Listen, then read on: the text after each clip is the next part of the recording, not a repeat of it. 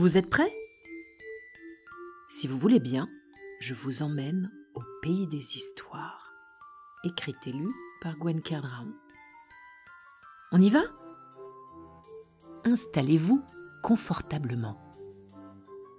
Écoutez bien.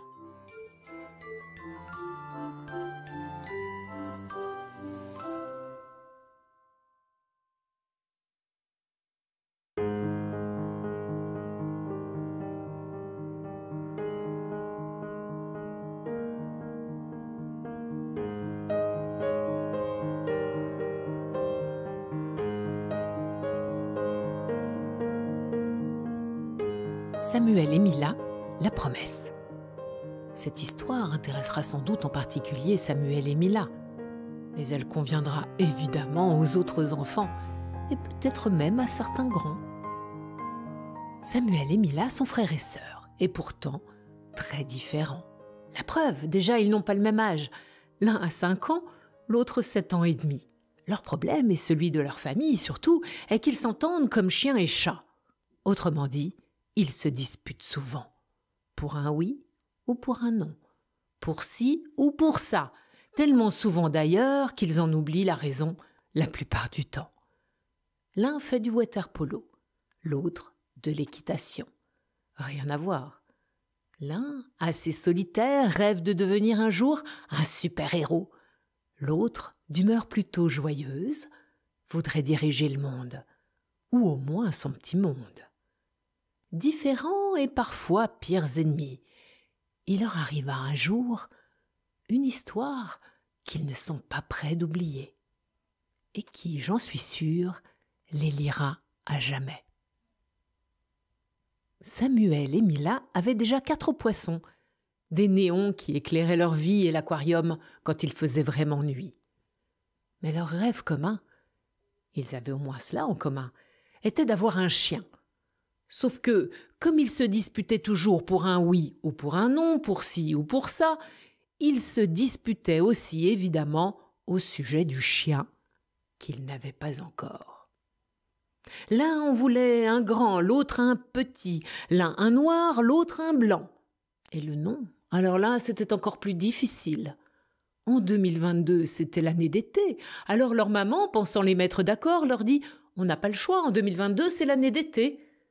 Et c'était reparti. « Moi, je voudrais qu'il s'appelle Thor, Tila ou Tarzan », dit Samuel en pensant à ses super-héros préférés. « Non, il s'appellera Tartine, Titus ou Tonnerre, c'est plus rigolo, et ce sont les noms de mes poneys préférés au club. » Leur maman, un peu attristée par toutes ces disputes, finit par dire « Vous aurez un chien quand vous serez d'accord sur un nom. » Le temps passait. Et toujours pas de chien, évidemment. Un jour d'automne, il faisait beau, Samuel et Mila s'amusaient, ou plutôt s'amusaient à se chamailler dans le champ au bout de leur jardin, quand soudain, ils entendirent venant de la forêt comme un bruit de tambour.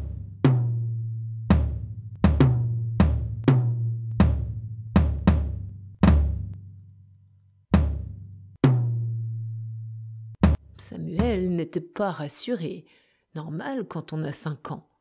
Mila prit les choses en main en même temps que la main de son petit frère. « Viens, on va voir, dit Mila. »« Ben non, faut demander à maman. »« Mais t'es un froussard, toi, t'inquiète, on va juste voir. » Samuel aimait sentir la chaleur de la main de sa sœur dans la sienne, mais en même temps il lui en voulait de l'embarquer dans la forêt sombre. Guidés par le son du tambour, ils arrivèrent près d'un arbre immense. Le bruit venait du pied de l'arbre. Samuel l'aperçut en premier. Un tout petit homme, genre petit lutin, se tenait là, à moitié caché par quelques feuilles mortes. « Hé, regarde, Mila, c'est lui qui joue du tambour !»« Oh, mais oui, bien vu !» Mila, qui n'avait jamais peur de rien, commença. « Bonjour, petit bonhomme !»« Je suis pas un petit bonhomme, je suis Loulou le lutin et j'ai des super pouvoirs que tu n'imagines même pas. » « J'y crois pas, ça n'existe pas les super pouvoirs, dit Mila moqueuse. « C'est pas vrai, moi j'y crois, dit Samuel d'une toute petite voix. Et puis c'est ridicule, Lulu, comme nom. » Mila, elle, n'avait toujours pas peur, elle n'avait jamais peur. Elle impressionnait son frère en même temps qu'elle l'énervait un peu. Il sentait qu'elle allait leur attirer des ennuis, de gros ennuis. « Je serais toi, je ne me moquerais pas de lui, dit Samuel, plein de sagesse et surtout de crainte. Puis il s'adressa au lutin. C'est ma sœur et des fois... Mais arrête, tais-toi, Samuel. D'abord, tu n'es pas moi et tu es trop petit. Laisse-moi faire. Et ça recommence, dit Lulu le lutin. Vous n'arrêtez jamais de vous disputer? Je vous observe. Vous avez tous les deux des qualités. Mila, tu es courageuse, sérieuse, souvent drôle. J'aime bien tes blagues et tu sais monter à cheval. Toi, Samuel, tu es encore petit, mais tu es calme et tu as déjà beaucoup de sagesse en toi. Tu es aussi à l'aise comme un poisson dans l'eau quand tu vas à la piscine. Vous pourriez faire une équipe formidable. Au lieu de ça, vous passez votre temps à vous disputer. Tu nous connais, dit Samuel. Bah, tu sais, vous vous chamaillez tellement fort qu'il faudrait être sourd pour ne pas vous entendre. C'est comme cette histoire de nom de chien. Ouais, ça suffit, espèce de lutin rikiki. Lulu poussa un soupir et marmonna. Tu l'auras voulu. Un vers ci, un vers ça, place-ci, place-ça, abracadabra. Mila se sentit soudain toute bizarre, et Samuel aussi. L'un rapetissait, l'autre grandissait. Samuel était devenu Mila, et Mila était devenue Samuel. Waouh! Ah, tu fais moins la maline, hein, Mila? J'ai donné à chacun la place de l'autre, ainsi vous vous rendrez plus compte de ce que l'autre vit. Mais ça va pas, dit Mila, tu vas avoir des ennuis avec nos parents. Oh non, ils n'y verront rien. Ah. C'est ainsi que Mila et Samuel se retrouvèrent dans la peau de l'autre. Ils regagnèrent leur maison tout penauds. Samuel prit la main de sa sœur en grand frère protecteur. Mila se sentit rassurée par la chaleur de sa main. Chacun regagna la chambre de l'autre, et oui, chacun découvrit l'univers de l'autre. Leur maman ne s'aperçut de rien, en effet. Samuel, devenu Mila, vint embêter sa sœur, devenue Samuel, comme Mila aimait le faire d'habitude. Les disputes recommencèrent, mais les rôles étaient inversés. Au bout de quelques heures seulement, des heures qui leur parurent pourtant durer une éternité, Mila réalisa que ce n'était pas drôle d'être à la place de Samuel. Et Samuel n'aimait pas être à la place de Mila. Surtout, plus ça allait, ou plutôt, plus ça n'allait plus. Plus il se disait que personne ne ferait rien pour eux, car eux seuls connaissaient le secret. Et qui les croirait? Samuel, devenu Mila, prit l'initiative et décida qu'il était impossible de rester comme ça. Il dit à sa sœur qu'il suffirait de tout expliquer à Lulu, qu'il lui promette de changer, de ne plus se disputer. Après tout, c'est vrai, il pourrait former une belle équipe pour la vie, non? Samuel ajouta qu'il se connaissait comme personne, qu'il savait même maintenant ce que c'était que d'être l'un à la place de l'autre, et que chacun était bien à sa place. Puis il la serra fort dans ses bras et murmura un « je t'aime », auquel elle répondit par un gros bisou.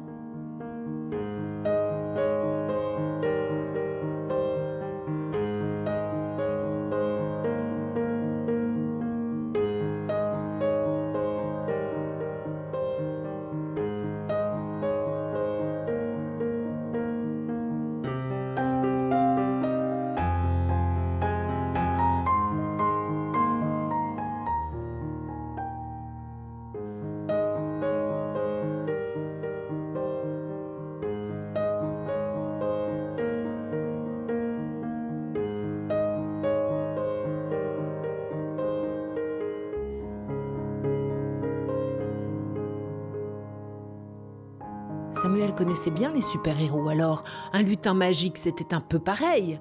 Ils allaient trouver un moyen. Samuel, devenu Mila, prit les choses en main en même temps que la main de sa sœur. « Viens, on va essayer. »« Faudrait pas en parler à maman. »« On va juste essayer. » Mila aimait sentir la chaleur de la main de son frère dans la sienne, mais en même temps, elle lui en voulait de l'embarquer à nouveau dans la forêt sombre. Les voilà repartis. Ils reconnurent l'arbre géant et retrouvèrent Lulu le lutin, tranquillement accoudé à une racine, un drôle de sourire aux lèvres. Samuel parla le premier, bien sûr. « On a compris la leçon, Lulu. Surtout, on se comprend mieux maintenant. On ne se disputera plus, ou du moins, on fera de notre mieux, promis. On n'est pas des frères et sœurs ennemis, on s'aime très fort, tu sais. On sera frères et sœurs, amis pour la vie, promis. » « Oui, s'il te plaît, Lulu, » dit Mila, tout intimidée cette fois. « Je suis d'accord avec Samuel. Et d'ailleurs, on s'est même mis d'accord pour le nom d'un chien. » « Ah ah, alors là, c'est bon signe. Et alors, je peux savoir ?»« Taïko, » dirent-ils en chœur. « Waouh, quel joli nom! Et pourquoi ce nom? C'est un tambour japonais et c'est le son qui nous a fait venir à toi. » « Parfait, parfait, mais ça me plaît aussi. Ainsi, à chaque fois que vous direz son nom, vous vous souviendrez que vous êtes frères et sœurs, amis pour la vie. Promis ?» Tous deux firent oui de la tête. Lulu murmura en souriant « Inversa, inversi, plaça, placi, abracadabra. » Samuel se sentit rapetissé, alors que Mila prenait de la hauteur. Lulu avait remis chacun à sa place. D'un commun accord, ils remercièrent Lulu, et c'est main dans la main qu'ils regagnèrent leur maison, sourire aux lèvres et tambour battant, contents d'être deux, et chacun à sa place. Depuis ce jour, plus de disputes, ou juste quelques-unes, pour de faux, histoire de faire croire aux parents qu'ils sont toujours des enfants. C'est ainsi que Taïko, un adorable chien, un très beau berger allemand, arriva dans la maison pour partager leur vie et leur rappeler chaque jour la promesse faite à Lulu le lutin.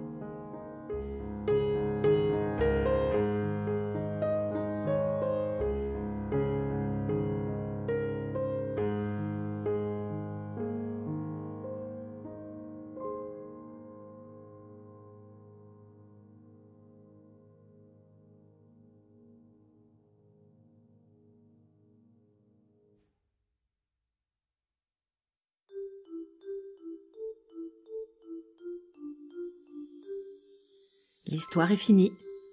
Je vous dis à bientôt au Pays des Histoires.